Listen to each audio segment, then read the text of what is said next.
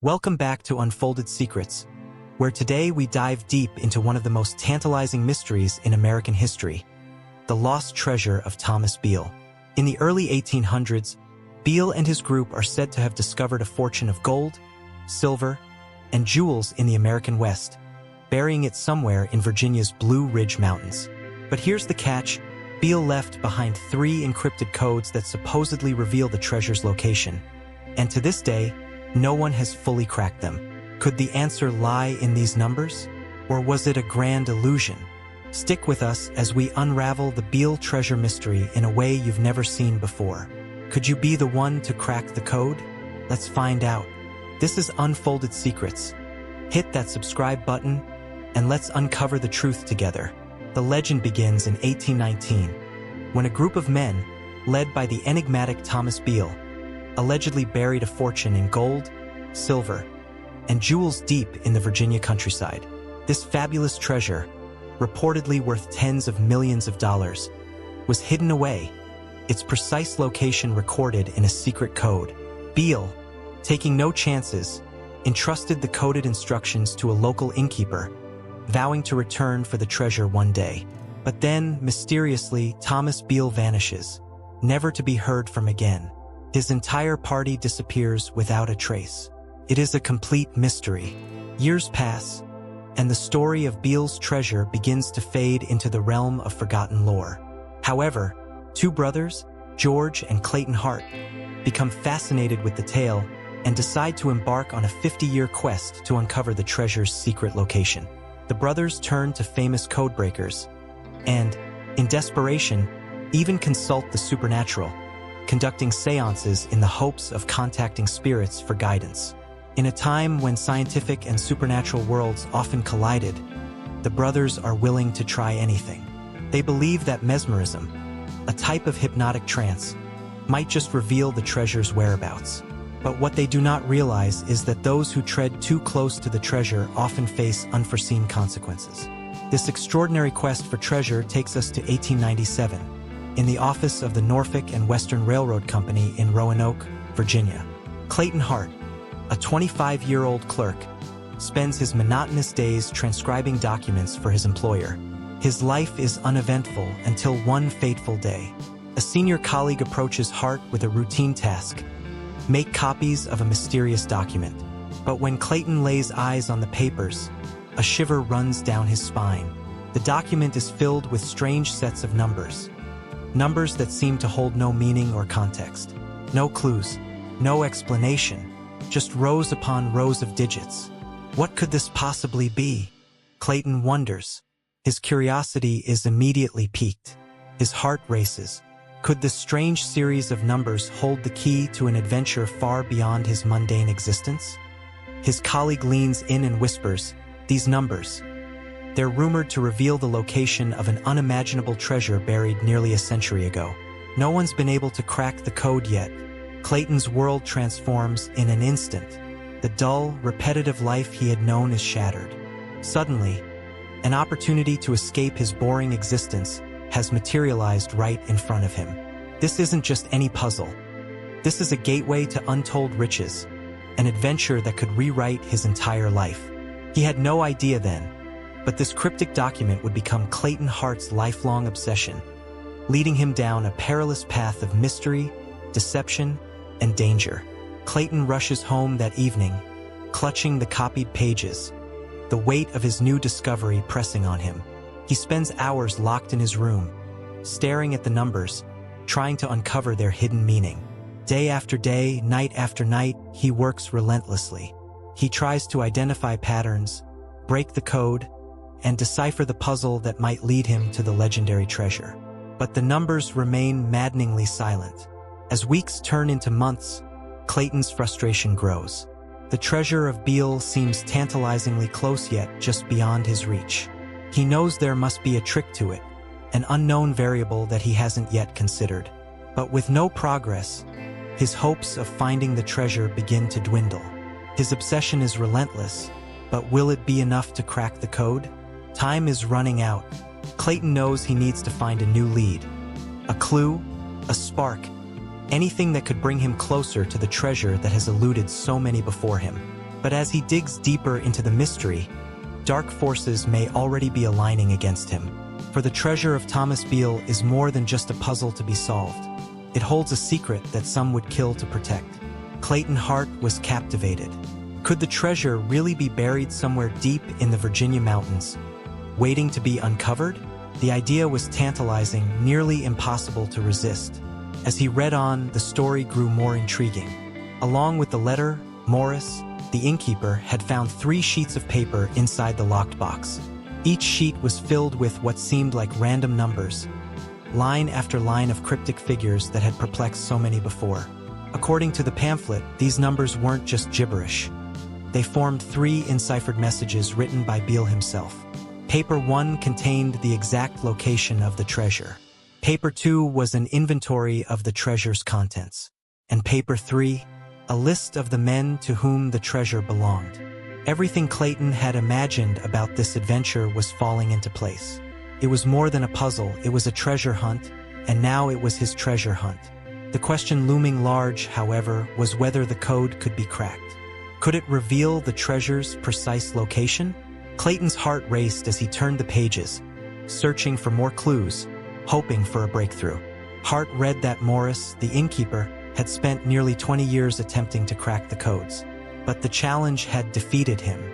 Morris had eventually passed the ciphered papers and Beale's letters to a close, unnamed friend. This friend, too, had wrestled with the problem for years before finally making a critical breakthrough on the second paper, the inventory of the treasure. Morris's unnamed friend made a bold assumption. The code was a dictionary cipher, where each number represented the position of a word in a specific text. By taking the first letter of that word, the message could be decrypted. He tried several books, but the moment of revelation came when he used the Declaration of Independence. The numbers began to make sense, and suddenly, a message began to emerge. Clayton's mind was buzzing as he imagined the unnamed friend's joy when the cipher started to reveal its secrets. By consecutively numbering the words of the Declaration of Independence, the friend slowly began to decode the second paper. With painstaking effort, the letters began to form words. The message unfurled before him like an ancient ghost whispering through the years. "I have deposited." This was it. This was the key to the treasure. The pamphlet contained a full transcription of the decoded second paper. It was as though Thomas Beale himself was speaking directly to Clayton Hart from beyond the grave. The message revealed what had been hidden for so long. "I have deposited in the county of Bedford, about 4 miles from Beaufort's, in an excavation or vault, the following articles." Clayton could hardly breathe as he read the detailed inventory. Zenotation spot: the first deposit consisted of 1,014 pounds of gold and 3,812 pounds of silver. Zenotation spot: the second deposit contained 197 pounds of gold, 1,288 pounds of silver, and jewels obtained in St. Louis valued at $113,000. The weight of it all sank in. This wasn't just some local legend. This was real treasure. The sheer amount of gold, silver, and jewels hidden somewhere in the Virginia mountains was staggering. Could it all truly be there, waiting for him to find? With the cipher of the second paper cracked, Clayton Hart was now closer than ever to uncovering one of the greatest treasures in American history. But there was still one crucial challenge left: deciphering the first paper, the one that would reveal the exact location of the treasure's hiding place. The weight of centuries rested on Hart's shoulders. Would he be the one to finally solve the mystery? Or would the secret of Beale's treasure remain buried in the shadows, just beyond his reach? The treasure hunt had only just begun. But Clayton Hart's obsession was far from over. Clayton Hart was overwhelmed. Here, laid out in black and white, was the undeniable proof that the treasure was real, along with its staggering value. A fortune that, in today's terms, would exceed $60 million. Not only was this a revelation, but the pamphlet had also provided one vital clue about the treasure's location. It was buried underground, approximately 4 miles from Beaufort's Tavern. To Clayton, this was nothing short of a breakthrough. The fact that the second Beale paper could be deciphered using the Declaration of Independence filled him with renewed hope. If that code could be cracked, then surely the first paper, which contained the precise location of the treasure, could also be deciphered. The key had to be hidden in another well-known text. Clayton was convinced that he stood on the brink of untold wealth, riches beyond his wildest dreams. Determined to crack the final code, Clayton rushed back to Roanoke, his mind racing with excitement. He quickly enlisted the help of his brother, George, a trainee lawyer who harbored ambitions of opening his own law offices in Washington, D.C. George, more skeptical and rational than Clayton, listened as his brother shared the details of his discoveries. Despite his initial reservations, George found himself drawn into the mystery and soon agreed to join Clayton in his pursuit of the treasure. Together, the Hart brothers began the painstaking task of decoding the first paper, the one that held the key to the treasure's location. They reasoned that if the second cipher had been cracked using the Declaration of Independence, then another famous text might serve as the key to the first cipher. But which one? The brothers threw themselves into their work, trying countless books and employing numerous strategies. Perhaps the solution lay in every word, or maybe every other word. Should they start numbering at the end of the text rather than the beginning? Perhaps the cipher involved taking the second letter of each word, or some other subtle trick. They worked tirelessly, exploring every possible avenue, yet nothing seemed to work. Despite their efforts, the location of the treasure remained stubbornly hidden in the code. Weeks passed, and the frustration mounted. The brothers were no closer to unearthing the treasure's hiding place than when they had started. The code remained an impenetrable barrier. Clayton, refusing to be defeated, proposed a bold new approach, one that was unconventional and, to some, bizarre. He suggested that they turn to a forgotten science, mesmerism. Mesmerism, a 19th century practice combining hypnotism with electrical currents, was believed to induce a trance-like state where the subject could cross into another realm. While in this trance, the subject could potentially retrace events from the past and even describe what they saw from a distant time and place. Clayton, ever the adventurer, had long been intrigued by mesmerism. During the 1890s, he had witnessed its techniques firsthand and had even taught himself the arts of mesmerism and hypnotism. He was convinced that this approach, though unconventional, might hold the key to unlocking the treasure's location. His plan was to mesmerize a medium and guide them back in time to Bedford County in 1819, the very moment when Beale and his men had buried their fortune. In this way, they might finally see where the treasure lay hidden. The question was, would this risky, outlandish experiment work? Or was Clayton Hart grasping at shadows, venturing too far into the realms of fantasy in his desperate quest to find the legendary Beale treasure? The Hart brothers' journey was no longer just about solving a code. It had become a pursuit of something far greater, an unraveling of history, mystery, and even the boundaries between reality and the supernatural. The results of the seance could truly be trusted. George, ever the skeptic, questioned whether the vivid descriptions provided by the medium were legitimate or simply the product of imagination. Clayton, on the other hand, was a firm believer, convinced that they had just experienced something extraordinary. The seance had been strikingly vivid. The medium, under the trance, had described the events with such accuracy and detail that it seemed as though he had genuinely traveled back in time.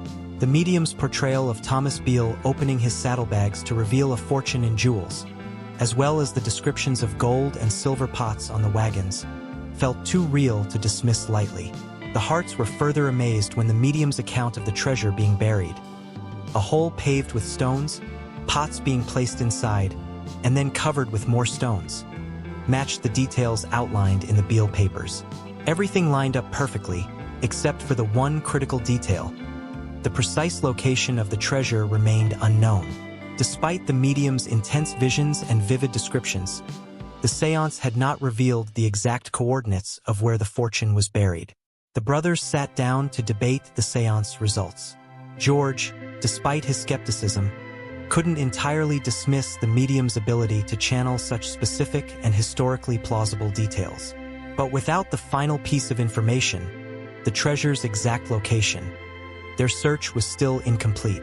George wondered if the medium had simply regurgitated details that were already available to them in the Beale papers, while Clayton believed they were on the brink of something monumental.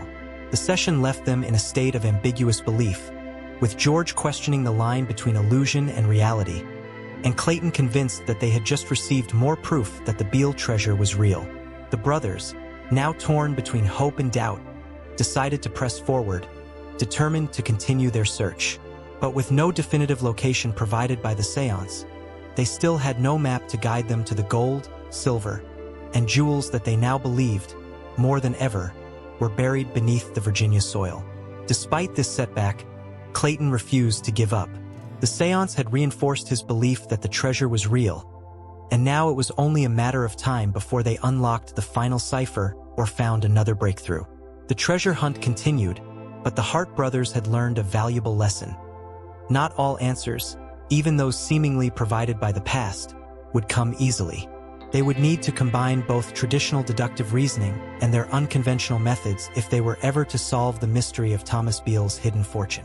The excitement was palpable as the Hart brothers embarked on this final leg of their treasure hunt in the spring of 1899. The medium, once again under hypnosis, seemed confident that he could lead them to the very spot where Thomas Beale's treasure was hidden. As they set off through the dense, wooded Blue Ridge Mountains, the brothers clung to the hope that they were on the verge of unearthing a fortune. The group headed toward the remains of Buford's Tavern, the place mentioned in the Beale papers as being near the treasure's location. The medium, fully entranced and guided by his earlier visions, appeared to be sniffing out the location of the treasure, almost like a bloodhound on the scent. Each step the medium took brought them deeper into the rugged countryside, and the brothers followed his every move with mounting anticipation.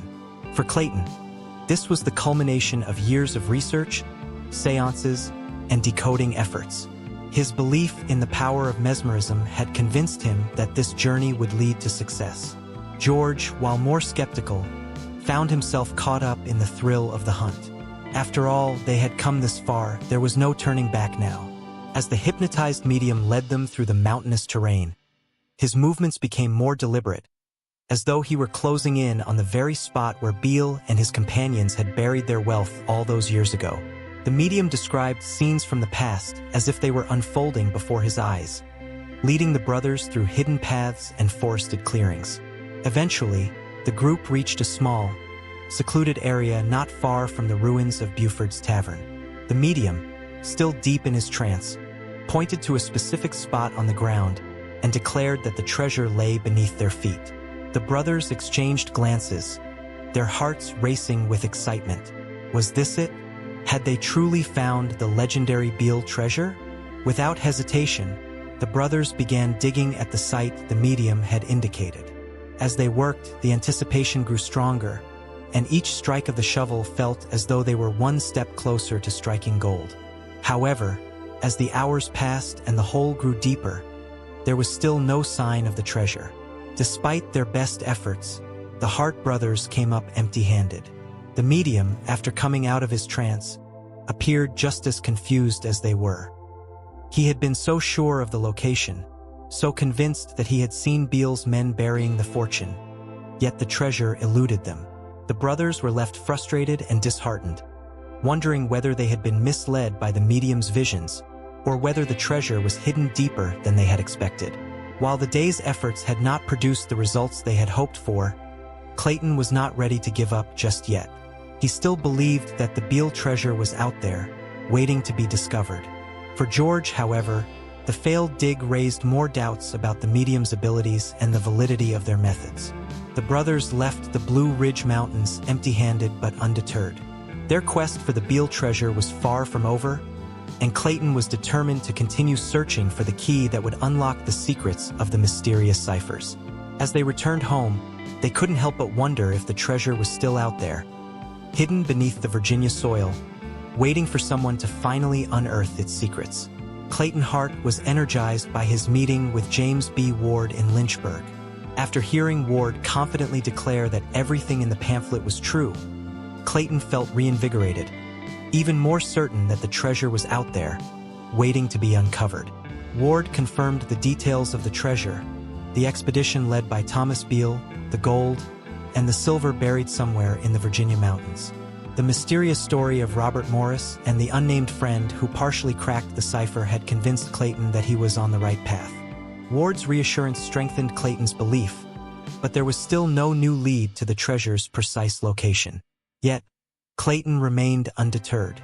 For the next few years, he continued his relentless search, re-examining the Beale papers, trying new methods, and exploring the Virginia wilderness in hopes of finding the treasure of a lifetime. As Clayton grew more obsessed, the gap between him and his brother George widened. George had long since abandoned the treasure hunt, believing that their wild chase had been nothing more than fantasy. He had lost faith in the medium, in the mesmerism, and ultimately in the existence of the treasure itself. But Clayton was driven by the hope of uncovering Thomas Beale's hidden riches, refusing to let go of the dream, even after years of dead ends. Despite years of failure, Clayton Hart's belief in the treasure never wavered. He was a true believer, convinced that one day the treasure would be found, whether by his hand or another's. His quest became the stuff of local legend, passed down through the generations as one of the most enduring and mysterious treasure hunts in American history. The story of Beale's treasure, the ciphers, and Clayton Hart's obsession would continue to captivate treasure hunters, cryptographers, and adventurers alike. It became a tale of perseverance, hope, and the unshakable belief that hidden treasure, both literal and metaphorical, could be just beneath the surface, if only one could unlock its secrets. The letter from Elizabeth Friedman in 1938 dealt a devastating blow to the Hart brothers' long-held belief in the Beale treasure. After years of tireless searching, code-breaking, and even the use of mesmerism, Clayton and George Hart were now confronted with the possibility that everything they had believed in, the ciphers, the treasure, and the whole Beale story, might be nothing more than an elaborate hoax. William and Elizabeth Friedman, two of the most prominent codebreakers of their time, had applied their unmatched expertise to the Beale papers, using advanced cryptographic techniques developed during their pioneering work in the First World War. But despite their best efforts, they came to a troubling conclusion. As Elizabeth Friedman wrote to Clayton, the Beale treasure maps and ciphers appeared to be forgeries, a cruel deception crafted to lure in unsuspecting treasure hunters. The Friedmans' letter left little room for doubt. They believed that the cryptograms were part of a long-standing hoax designed to captivate the public with the double allure of buried treasure and cryptographic mystery. The story that had drawn so many people into a quest for unimaginable riches, including the Hart brothers, now seemed to be nothing more than a wild goose chase. For Clayton Hart, this revelation must have been particularly difficult to accept. After decades of dedication, hopes dashed repeatedly, and countless efforts to crack the codes, he was told that the treasure likely never existed. George, the more skeptical of the two brothers, might have felt some vindication but also shared in the bitter disappointment. Their hopes of finding Thomas Beale's lost riches, which had fueled their quest for years, had been crushed by the cold logic of cryptanalysis. This verdict from the Friedmans marked a sobering end to the Hart brothers' treasure hunt. What began as a thrilling adventure filled with mystery and excitement was now overshadowed by the harsh reality that they had been chasing an illusion. The legend of the Beale treasure persisted in folklore, but for the Hart brothers, the journey had reached a tragic conclusion. In the 1960s, Carl Hammer, a computer scientist, joined the long line of codebreakers fascinated by the mystery of the Beale treasure. By then, despite mounting evidence that the Beale papers were a hoax, the allure of the hidden treasure and the unsolved ciphers continued to captivate those who believed the mystery might yet be cracked. While the Friedmans had concluded that the Beale ciphers were likely forgeries, Carl Hammer used new computer techniques, applying early computational analysis to try and solve the ciphers. His approach was different from manual code-breaking methods of the past, as he utilized computer programs to search for patterns that might point toward a solution. Hammer believed that modern technology could unlock what others had failed to discover. Despite the skepticism of some experts and the declaration that the treasure was likely an elaborate 19th century hoax, Hammer's efforts added another chapter to the mystery. Like many before him, he was drawn to the challenge of solving the Beale codes, continuing the legacy of those who had dedicated their lives to unraveling the enigma. The theory that the Beale papers were nothing more than a dime novel-style hoax gained significant traction due to its plausible connection to John William Sherman, the financially struggling editor of the Lynchburg Virginian. According to this theory, Sherman concocted the tale of Thomas Beale's buried treasure to boost sales of his paper. His experience as a writer of sensational fiction and his financial motivation seemed to fit perfectly with the creation of a thrilling treasure mystery designed to sell pamphlets. The evidence pointing to Sherman is compelling. His newspaper ran 84 advertisements for the Beale pamphlets, and no other newspaper carried them, strongly suggesting that the pamphlet was crafted with a local agenda in mind. Moreover, the fact that Sherman's cousin, James B. Ward, acted as the pamphlet's publisher suggests that Ward was brought in to lend credibility to the pamphlet, helping Sherman avoid direct association with the hoax. Yet despite all this, treasure hunters and cryptologists remained intrigued. The story of Thomas Beale and his lost treasure continued to capture the imagination of many, and the Beale ciphers became one of the most famous unsolved mysteries in American folklore. For Clayton Hart, who spent decades of his life chasing the treasure, the story remained a source of belief and hope until his dying day.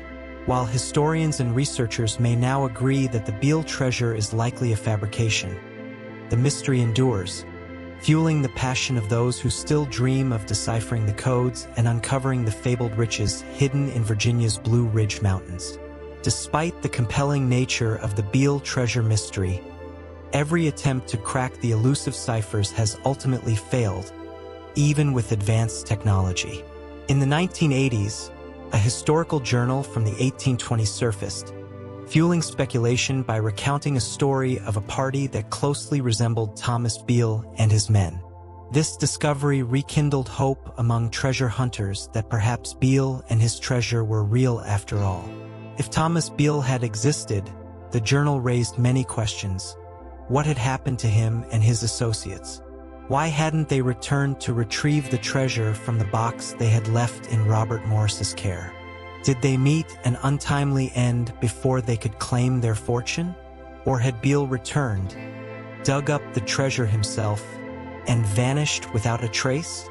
The 19th century was a perilous time in America, full of possibilities for misfortune, leaving open the tantalizing prospect that the treasure, still untouched, remains buried somewhere in the Blue Ridge Mountains of Virginia.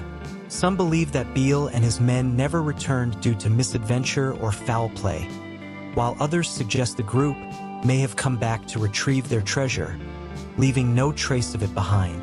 The Hart brothers, who spent more than 50 years of their lives trying to uncover the treasure, were left without answers. But their story remains one of obsession and relentless pursuit. Despite their exhaustive efforts, neither they nor the many codebreakers who followed in their footsteps were able to crack the Beale ciphers. One of those later codebreakers was Carl Hammer, a computer scientist who, in the 1960s, applied the most advanced technology of the time to analyze the number sequences in the Beale ciphers. Hammer even identified patterns within the codes but ultimately failed to decipher them. Today, the Beale papers remain one of the most captivating unsolved mysteries in American folklore. Some experts believe that the entire story is a brilliantly crafted hoax, likely designed to sell pamphlets, while others cling to the possibility that Thomas Beale's treasure is still out there, waiting to be found. The allure of the treasure and the enigma of the Beale ciphers continue to inspire modern treasure hunters and cryptologists who dream of being the ones to finally crack the code. As one literary critic observed, the Beale papers are so well written and intriguing that they continue to capture the imagination, whether or not the treasure is real. For some, it's not just about the gold, silver, and jewels buried beneath Virginia's soil. It's about solving the mystery itself. Believers are convinced that everything needed to locate the treasure is hidden in the numbers, waiting to be unlocked. And so, the Beale ciphers remain a great mystery, one that will likely intrigue and challenge seekers for generations to come.